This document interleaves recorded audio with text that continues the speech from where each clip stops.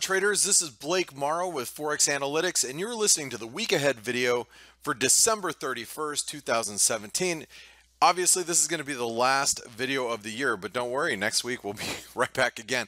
I hope you guys and gals had a great couple week break. I know many of you have been celebrating the holidays, so whatever holidays you have been celebrating, happy holidays. Myself, I've been celebrating Christmas with my family, and it's been a wonderful, wonderful couple weeks for myself, and I'm looking forward to getting back into the driver's seat as far as trading goes. So that's what this week is to do. Is this week the video is purposed to get you prepared for next week and what lies ahead. And we're also going to talk a little bit about what had happened during the break, because it's important to note that the dollar was completely destroyed going into the year end. But before we do that, just really quick, for those of you guys that haven't signed up for ForexAnalytix, make sure you do so. It's only $1 for 10 days. And when you do that, you can try it out. And once you try it out, make sure you download the mobile app.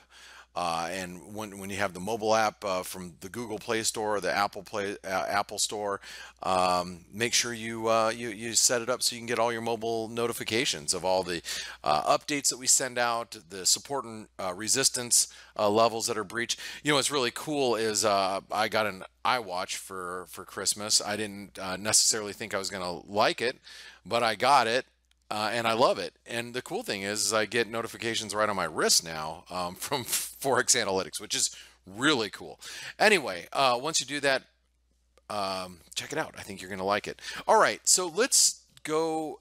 Let's talk about what had happened at the end of last week, or the last week of trading for the dollar. You can see that the dollar index is just. Let me find it really fast.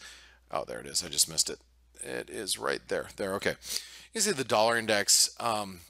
We really broke down, and we respected this massive trend line that we've been following all week. 2 weeks ago, and you can see we have like this bear flag formation forming, and that is scary. I mean, if you're a dollar bear, or excuse me, a dollar bull, the lack of ability for a bounce. That's telling us something, and that's something that's very significant in the markets. And you can see just the dollar really bled going into the end of the week, and you can see it in every other pair too. I mean, I'm gonna take you through these dollar pairs because I think they're so important.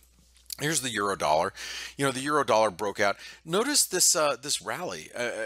Okay, we take the whole entire year. All right, so you got the whole entire year basically from January 11th, I think, is inauguration day. That's when Donald Trump was inaugurated. That was the moment that the euro turned higher, the dollar turned lower. And you can see that the euro has been moving up quite substantially. Pullback hasn't even reached a 38% retracement. I mean, we're lucky if we retrace maybe 30, 31%. That shallow of a retracement usually signals that there's more upside to come. There's a couple issues that I have with the euro technically. It's divergent right now on relative strength. I know the market is extremely bullish. The speculators are extremely bullish the euro. So I don't think it's going to be a beautiful move higher in the euro dollar. Matter of fact, I wouldn't be surprised if we hit a new high at the 50% retracement right here. Just around this 121.50, 122 level, and we fail a little bit, and it's just choppy. I don't think that a move higher over the course of the next 12 or 18 months, if that's where we're going, is going to be a pretty one by any stretch of the means. I think the easy money on the dollar weakness was made last year. I think this year is going to be very choppy on its way up, and there's a lot of cross currents in the market that are going to plague the dollar and the euro and really the currency market, and a lot of it has to do with monetary policy. The Fed is, for all intents and purposes, the Fed is still expected to raise rates in 2018. The market doesn't seem like it either believes that the Fed is going to raise rates 3 times in 2018, or they believe that the other central banks are going to be more aggressive in tightening policy coming out of ZERP or reducing balance sheets. So that push and pull we're probably going to see throughout the course of 2018. So again, I don't expect a clean move in the euro to give us like this beautiful bull flag pattern and go and we see 130 immediately. I really don't see that. I think it's going to be very choppy on the way up. So we have to be aware of that going into 2018. Also, take a look at some other pairs too. I mean, let's take a look at the pound. The pound, a nice bull flag pattern developed here. And frankly, if we break above 136 and really above this 136.60, which is the high back here in September, that's going to be pretty bullish for the pound dollar. And the pound. Keep in mind, on a weekly basis, we've broken out of this multi-year trend line, and it looks relatively bullish. I mean, if the picture improves throughout the Brexit negotiations on trade over the course of the next 12 months or so, maybe that is a bullish tailwind for the cable. I already think that the dollar is going to be relatively heavy throughout 2018, but I think the pound could maybe even be a standout as far as a bullish move. And by the way, this video, just so you guys know, it's going to be a little longer than normal because obviously I'm catching you guys up for the last 2 weeks. Take a look at the Aussie. I mean, the Aussie, this is I played the Aussie on the long side the last 2 weeks before I took the last week and a half off of vacation. I bought the Aussie dollar when we were down at 74 cents. I got out of it obviously a little early because I didn't want to hold on to it through the holidays, but we've rallied sharply since then. And you guys probably remember from 2 weeks ago, 2 or 3 weeks ago, I was pointing this out on the week ahead video. You can go ahead and take a look back about the Aussie, and we've had a great rally from there. And we're closing in on the 200-week moving average. Also, the dailies at the 50% retracement showing a little bit of a stall here, but before you get too crazy thinking about shorting the Aussie dollar, look at the Kiwi. The Kiwi dollar, we've had a really sharp move too. We are respecting the 200-day moving average, but look at this rally, and we've got a bull flag pattern that really points towards the 50% retracement at 71.60. So looks like the Kiwi may have a little bit more juice left in the tank. Look at the Swissy. The Swissy broke through the 200-day moving average on Friday of last week. We're testing some support here at a pretty key horizontal support, and if we break this 50% retracement, I mean we could be at the 618 without much of an issue. It's only 100 pips lower than where we're currently at. Remember, if we get any type of risk off activity, the Swiss franc could really bounce further, meaning the dollar Swiss could fall further. We'll talk about the S&P last. Let's go over to the Canadian. Here's the Canadian. Now the Canadian broke out of this multi-month range that we had. You can see this range here. We broke below that. We did create a hammer on Friday, so we could get a bounce back. And to be frank with you guys, as far as the Canadian goes, very, very choppy waters. The correlations between crude oil and the Canadian has been very shoddy at best. The loonie has been a little bit quote unquote loony. It's been on its own trading page, if you will, for the last few months. But needless to say, we did break out of this range lower, all right, even though we did get a little bit of a hammer candle there on Friday. And the peso. The peso, this has been a really massive move. And if you guys have been using ForexAnalytix, we've given periodic updates over the last couple of weeks. And you can see well, actually, I think we've removed the analysis from before, but we have a cup and handle pattern that has been in development here, and you can see this cup through here, okay, handle, and that actually points to the 618 retracement above 20. We did stall at the 618 or 161% extension at 1994, which is just sub 20. But I wouldn't be surprised if the dollar Mexican peso breaks into new highs up to 20. This is about 2028, 2025. we get up here before we see another failure. So I mean, the U.S. dollar Mexican peso actually looks quite bullish at this moment. And I want to take you over to the dollar yen. Last but not least, the dollar yen. You know, again, we are really at the upper end of this triangle, longer term triangle formation. If there is any type of risk aversion in the stock market, this dollar yen is probably going to push back towards 108, 109. The bond market has not had much influence on the dollar yen. If we see yields rally, which we have, let's go over the bond market really quick. If you see, yields have been rallying, bonds have been falling. You can see how the bond market has been dropping here. Yields have been rallying. The dollar yen, nothing. It's nothing. The dollar yen's nothing. It's been doing, it's actually, gone opposite yields, which is crazy.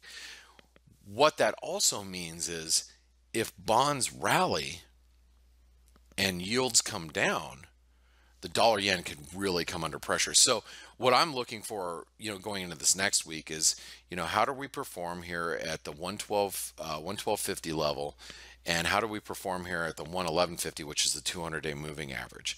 Those are all pretty important levels for the dollar yen, because if we break through this 200-day moving average, I think the second time around, since we already did it once, I think if we do it the second time around, that's going to take us towards the lower end of that triangle. And also keep in mind, next week, we do have non-farm payrolls at the end of next week. Now let's talk a little bit about the S&P. I'm going to give you a couple of viewpoints on the S&P. So here's the S&P based on, and this is Steve Vogaris. I always try to pronounce his name and always mutilate it. I'm so bad at it. Those Greek names, they always get me. But we are at a point in the S&P where we've reached some pretty major milestones. From an Elliott wave perspective, we could be, topping here around the 2,700 level. Now, if you look at the S&P from what, I've just noted from this, like, we've had this really strong upsloping channel. Okay, here's the lower end of the channel, and what I'm going to do is I'm going to duplicate this line here. So just bear with me. Okay. So if you duplicate that trend line, and I'll just make it like that. Okay, you can see this nice upward channel since 2009, since the bottom following the financial crisis, if you will. Well, I guess that it goes even further than that, but you can see here. I guess it's beginning of 2009. That's when we really bottomed. We've been following this nice channel. Now we're above the channel resistance right now. So we've done what we call a throw over. Okay. Now I did talk about this 2 weeks ago on the week ahead video, but I think this is significant because we're at a 261% extension. The weekly chart actually showed a bit of a reversal, and I know it's a thin holiday week, but we closed towards the lows. If the S&P dips its head back into, and I'm going to take this blue line, I'm going to put it right about here. We dip back into the low 2,600 level in the next couple of weeks. That's going to be what we call a throw over. So it's kind of like a false breakout. So when you get a throw over, or in this case, it would be a false breakout, what could happen in the S&P is that false breakout leads us to lower prices, which wouldn't be surprising. I mean, if we stay within this channel, I mean, let's say we get a move back to 2,300 in the S&P. Well, that's that's a, what is that? Maybe a 15% correction or so. Well, let's measure that just to be sure. So let's say we go from 2,700 down to down to, let's say, 2,300. I mean, we're talking about a 14% correction, and that's not out of the ordinary. It's not going to disrupt the bullish trend, but when you get a throw over like that, that becomes the risk. And the reason why I point this out is because if we do see a move lower like that in the S&P. The question is, what does the yen do? And my 2 cents, like I shared with you guys just a moment ago, is the dollar yen could indeed come back under pressure, maybe even towards the triangle lows, which is down the 108 area. That's indeed a possibility. So those are just a few of the things that I'm looking at this next week. Keep in mind, this next week we do have non-farm payroll on Friday. The markets won't be open on Monday. Obviously, it's the new year. But after that, on Tuesday, we have some manufacturing PMIs from the UK, construction PMIs from the UK on Wednesday. We're going to have ISM manufacturing PMIs from the US. This is ahead of the non-farm payroll. We have the FOMC meeting minutes from the FOMC meeting, Janet Yellen's last 2-day meeting, a couple weeks back. We're going to have the UK services PMI on Thursday. We're going to have ADP non-farm actually on Thursday this next week versus Wednesday because it's a shortened week of trading. And then we're going to have Aussie trade balance Thursday night, Friday morning. And then we have European CPI on Friday morning. And then Friday morning, we have Canadian and US non-farm payroll, or employment numbers out of Canada and the US, and then services PMIs later on in the morning following non-farm payroll on Friday.